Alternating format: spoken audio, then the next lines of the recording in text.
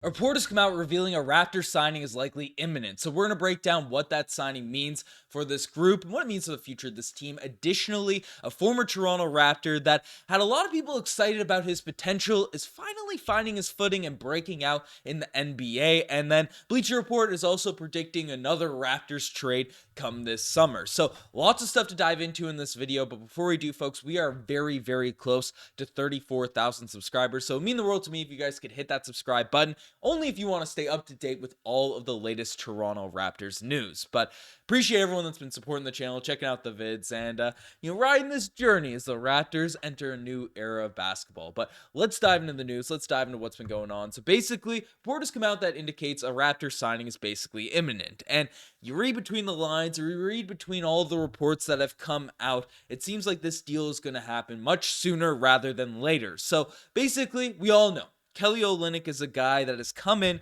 he's Canadian, but he didn't really fit the Toronto Raptors timeline. So given the fact he's an unrestricted free agent come this summer, some speculated maybe it's just a deal to facilitate trading away Otto Porter Jr. We'll see how things shake out. But based off all the reports that have come out recently, he's being factored in as a long-term piece on this Raptors roster. The team likes his fit. The organization likes what he's able to bring to the table. He perfectly sort of executes what Darko Rajakovic is, talking about in this sort of system of great passing, floor spacing, unselfish basketball, unselfish play. So Kelly Olynyk fits exactly what the Toronto Raptors are looking for, despite the fact he's a bit older. And the Raptors obviously dealt away some of their veterans. In the past year, we've seen departures of Fred VanVleet, who left in free agency, but Pascal Siakam, OG Anunoby, these types of guys. Dennis Schroeder, we waived Spencer Dinwiddie after acquiring him at the deadline. So some speculated that what's really the future with Kelly, but recent reports have indicated that, he's probably going to be around long term. And then a new report essentially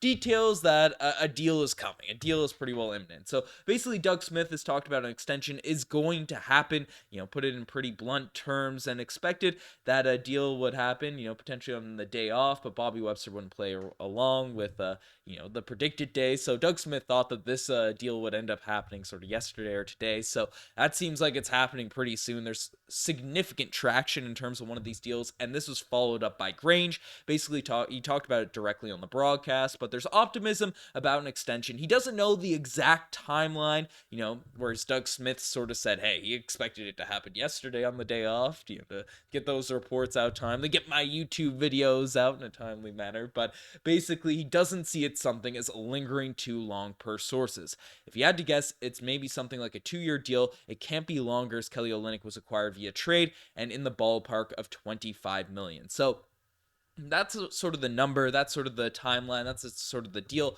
and that's extremely reasonable for Kelly Olynyk. 2 years, $25 million, roughly $12.5 million per year. Not sure how the money's going to end up being stacked, but given what Kelly Olynyk provides to this team, I wouldn't say it's a steal. It's a very good value for what Kelly Olynyk is actually bringing to the table. I mean, sure, he's 32 years old. You're going to be 33 in a few days, like 50 days, but basically 8 points per game this year, 5 rebounds, 4 assists. Those numbers have increased a little bit with the Toronto Raptors, up to 9 points per game, even though he's playing a little bit less minutes for this team. The 3-point percentage is down, but again, very, very small sample size. He was shooting 43% from the 3-point line previously, and he still looks confident, and he still looks good, firing up those shots, even though the percentages haven't been perfect. But he's facilitating. He's a guy that just can be out there as a big, and you run the offense through him. He's a extremely high IQ playmaker. He can pass off cuts. During the Raptors win streak, during that pizza party win streak, Kelly Olynyk was a big factor in terms of, especially where Pirtle went down with the injury, at the end of the game against the Indiana Pacers.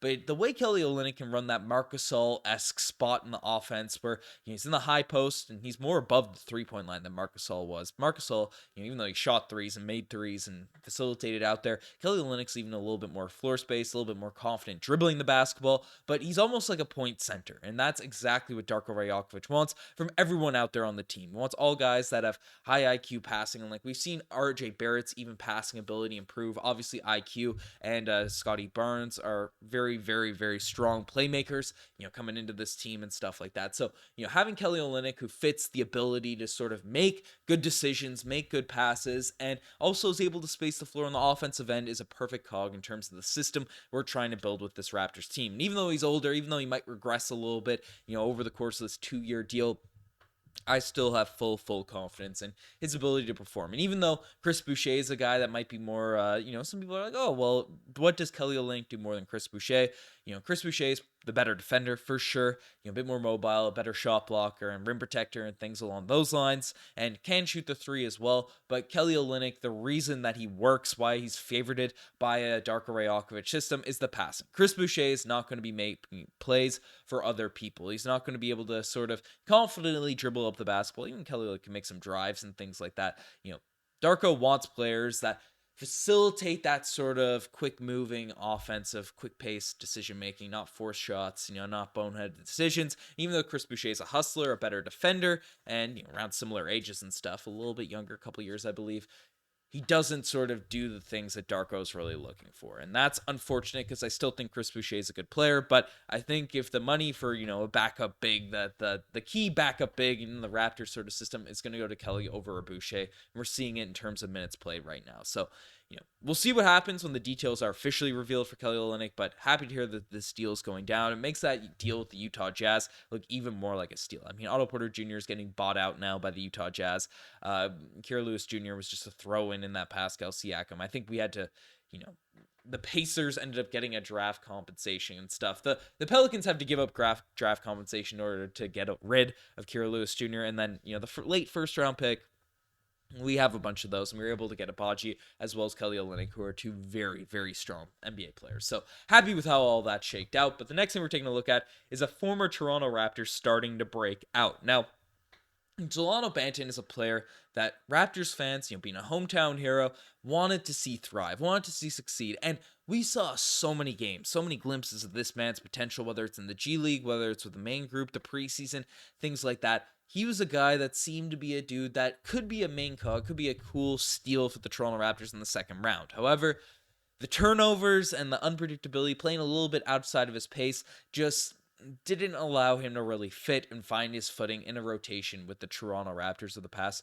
last 2 seasons with Nick Nurse. And that just sucked because we saw the potential. We saw what could have been. And even Celtics fans, look at Celtics Digest, they bought into the hype. They bought into the Dalano Banton hype, but just the decision making, the even though he can pass, he's a good sort of facilitator. He just as many good passes he makes, he'll make some boneheaded plays, just playing a bit beyond himself. And that's what happens. We knew Dalano Banton would be a prospect, would be a player that needed development, and it just didn't really work out with the Toronto Raptors or the Boston Celtics. And he ended up getting dealt to the Portland Trailblazers. I'm not sure if he signed. I think it was a trade, at this year's trade deadline, and started to play really well. I saw this post from the G League that he's been averaging 11.5 points off the bench for the Blazers. And now looking at his full-out stats from Basketball Reference, it's not as good, 11 points per game. He's actually averaging with the Portland Trailblazers 8.8 points per game.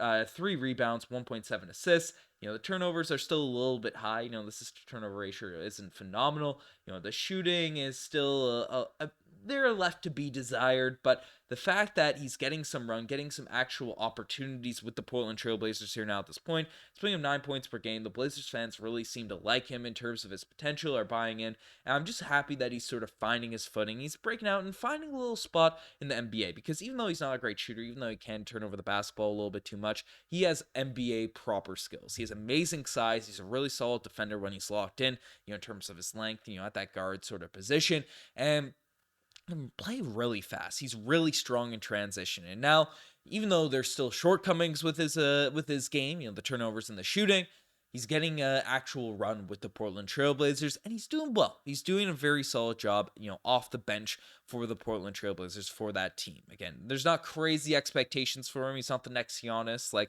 some games it looks like he has flashes of that being, but he's being able to flourish in terms of his specific skill set. So I'm happy to see Dalano Banton find his footing in the NBA, probably earning himself another NBA contract going forward. So that's a nice positive. And the final thing that we're discussing in this video is Bleacher Report predicting another Toronto Raptors trade. Now, Bleacher Report loves to throw out these articles and loves to throw out these predictions and things like that. They're always a little bit bit of a fun read. I won't bash on him too much, but basically they made a predictions for the next wave of NBA trade block names, and then Jakob Poeltl was the first guy on the list, and talked about how Pascal Siakam and OG Anunoby were moved at this year's trade deadline. The Raptors want to be a little bit younger. They have Kelly Olynyk still, who's brought in that plays the same position as Jakob Poeltl, and then after acquired, he also logged 21 minutes in more of their first 5 games, whatever. So Jakob Poeltl has 2 guaranteed years left remaining on his contract, and he has a player option come 2026, 2027.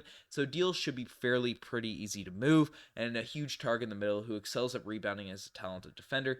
Poeltl is still a starting caliber center, almost everything expected. So with the Raptors resetting their roster, Poeltl could be the next to go. So this is, from the wording, from everything, coming from Greg Schwartz and Bleacher Report, seems like more speculation than actual insider knowledge, but I don't think Jakob Poeltl is getting dealt. Personally, I think the Raptors like what they have in terms of him being a fortified big man that plays defense at the center spot. The Raptors' defense is going to be the thing that really needs improvement over the next year or so, and Jakob Poeltl really helps on that end of the floor. So I disagree with Jakob Poeltl being one of the names in the next wave of NBA players that are going to get traded, but I could be wrong. I think the Raptors right now are like 23rd or 21st in defense at this point, so they're going to need to fortify their defensive lineups, and the moves they made improve the offense, improve the potential of this group, but dealing away Jakob Poeltl is going to be more of a negative. We see it when he's not out there playing for this team. They're a lot better with Jakob Poeltl in the lineups. The team looks better. He maximizes Scotty, he maximizes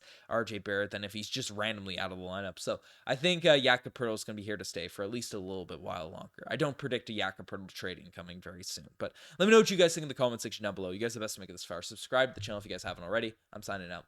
Cheers.